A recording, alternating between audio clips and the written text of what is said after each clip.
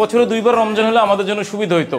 আমাদের প্রত্যাশা থাকে রমজানে আপনারা খুব বেশি দান করেন, সাদগা দেন, জাকাত দান করেন। সেই জাকাত দান সাদগা দিয়ে আমরা প্রতিটা বছরই এই বৃহত্তর কার্যক্রম চলমান রাখতে চেষ্টা করি। আসসালামু আলাইকুম প্রিয় শুভাকাঙ্ক্ষীগণ, সকলকে জানাচ্ছি পবিত্র রমজানের তৃতীয় শুভেচ্ছা। একই সাথে জানাচ্ছি আপনাদেরকে অনেক অনেক কৃতজ্ঞতা, ভালোবাসা।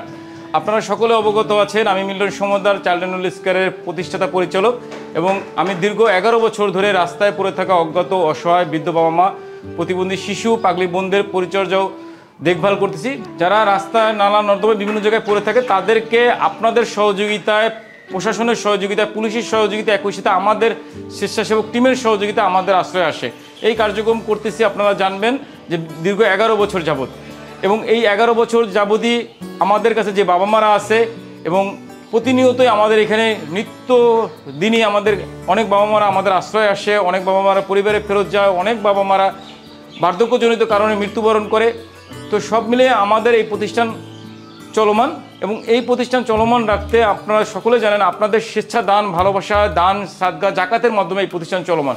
আপনারা জানবেন যে আমাদের প্রতিষ্ঠানে ফিক্সড কোনো ডোনেশন নাই, ফিক্সড কোনো আয়ের উৎস নাই। আমরা কেবলমাত্র আপনাদের স্বেচ্ছা দানের মাধ্যমে চলতেছি। আমাদের প্রতি বছরই প্রত্যাশা থেকে কবে রমজান আসবে, আমরা এমনও প্রত্যাশা আমাদের বছরে দুইবার রমজান হলে আমাদের জন্য সুবিধা হইতো, এরকম একটা পরিস্থিতিতে আমরা সবসময় চলমান থাকি। আমাদের প্রত্যাশা থেকে রমজানে আপনারা খুব বেশি দান করেন, সাদগা দেন, জাকাত দান করেন। সেই জাকাত দান সাদগা দিয়ে আমরা প্রতিটা বছরই এই বৃহত্তর কার্যক্রম চলমান রাখতে চেষ্টা করি।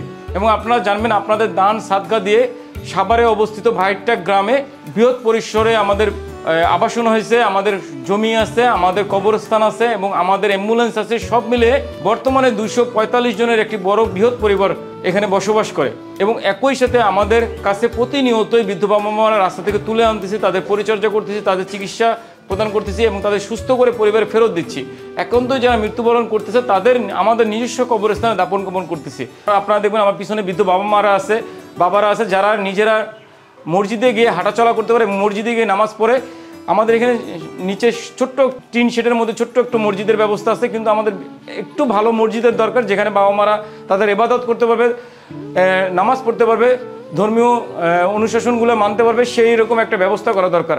আপনারা যদি একটু উল্লেখ করি, আমাদের এই পুরো বাড়িটা এখনও রং করা কমপ্লিট হয় না। আমাদের যে বৃদ্ধ বাবা মারা থাকে তারা মৃত্যুবরণ করলে তাদের যে কবরস্থান আমরা কবরস্থ করি, সেই জায়গাটা ছোট পরিসরে আছে, সেই জায়গাটা বৃহৎ করতে হবে। একই সাথে আপনারা দেখবেন আমাদের এই বৃহৎ বাড়িতে চলাফেরা করতে আমাদের একটা লিফটের প্রয়োজন। আমরা প্রতিনিয়ত মাথায় করে খাবার তুলতে হয়, উপরে খাবার নিয়ে আসতে হয়, বাবা মাদের কোলে করে উঠাইতে হয়, এবং আমার কোনো বাবা মা মারা গেলে তাদেরকে কোলে করে নামাইতে হয়, যেটা আমাদের জন্য একটা কষ্টসাধ্য।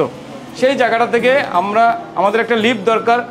সর্বোপরি আপনাদের দান সাদগা দিয়ে আমাদের প্রতিষ্ঠানের উন্নয়নের সাথে সাথে আমার বাবা মার পরিচর্যা খরচ বহন করা হয়।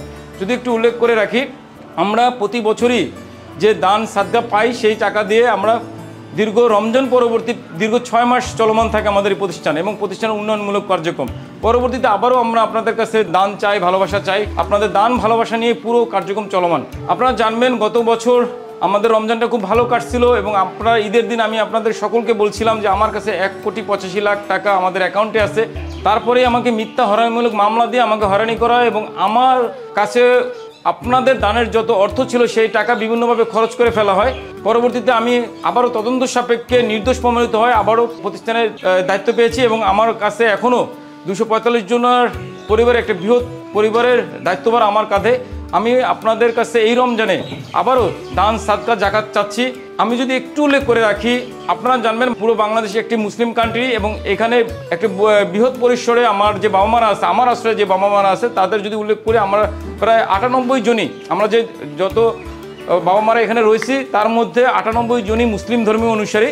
যার জন্য আমি মনে করি যেহেতু আমার বাবা মারা ধর্মীয় মতে মুসলিম, এবং একই সাথে তারা পরিবার থেকে বঞ্চিত, সমাজ থেকে বঞ্চিত, প্রিয়জন হারা, এবং তাদের দুনিয়াতে কেউ নাই, সেই জায়গাটাতে তারা সঠিক অর্থে জাকাত সাদগা পাওয়ার যোগ্য।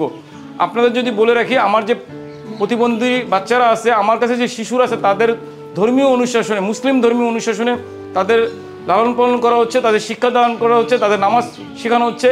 এবং আমার কাছে যে বৃদ্ধ বাবা মারা বার্ধক্যজনিত কারণে মারা যায়, তারাও মুসলিম ধর্মীয় অনুসারে তাদের দাপন কাপন করা হয়, তাদের সৎকার করা হয়। তো সেই জায়গাটাতে বলবো বৃহৎ পরিসরে যেহেতু এই প্রতিষ্ঠানে মুসলিম সংখ্যা বেশি, সেহেতু আমাদের জাকাত পাওয়া প্রাপ্য এবং আমরা জাকাত আপনাদের জাকাতের টাকায় আমাদের মুসলিম ধর্মীয় অনুসারী বৃদ্ধ মানুষগুলির প্রতিবন্ধী শিশু এবং পাগলি বোনেরা ভালো থাকবে। আমি অনুরোধ করব এবছরও বিগত বছরগুলোর মতো এবছরও আপনারা আমাদের দান সাদকা জাকাত প্রদান করবেন এবং আপনাদের দান সাদকা জাকাত দিয়ে ভালো থাকবে রাস্তায় পড়ে থাকা অজ্ঞাত অসুস্থ মানুষগুলো।